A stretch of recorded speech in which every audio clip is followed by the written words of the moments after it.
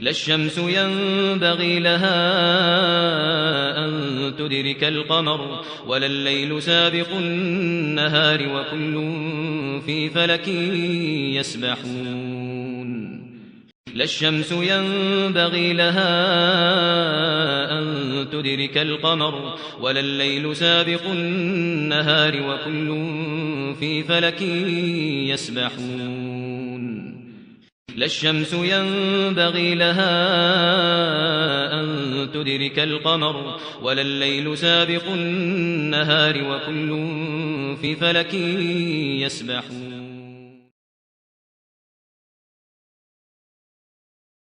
Earth sits in the middle of a space-time vortex.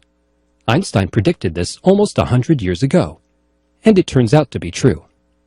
On May 4, 2011, researchers announced that NASA's Gravity Probe B spacecraft has detected the vortex, and its shape precisely matches the predictions of Einstein's theory of gravity.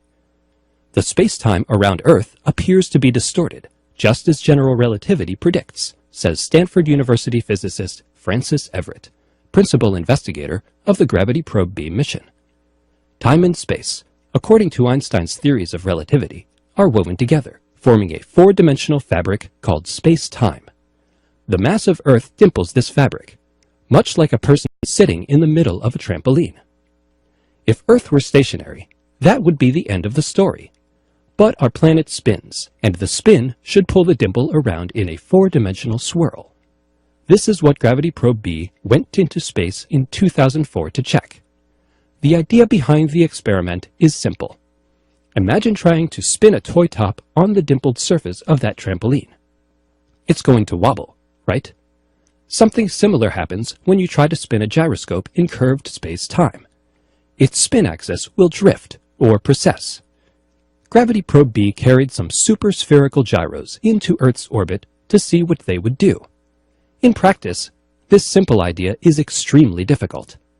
According to calculations, the twisted space-time around Earth should cause the axis of the gyros to drift by a tiny amount.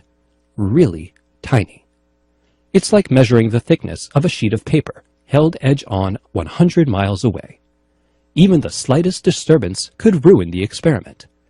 We had to invent whole new technologies to make this possible, says Everett. The Gravity Probe B team developed a drag-free satellite that could brush against Earth's atmosphere without disturbing the gyros. They figured out how to keep Earth's magnetic field from penetrating the spacecraft. And they created a device to measure the spin of a gyro without touching the gyro. Pulling off the experiment was a big challenge. But after a year of data taking and nearly 5 years of analysis, the Gravity Probe B scientists appear to have done it. The gyros precessed.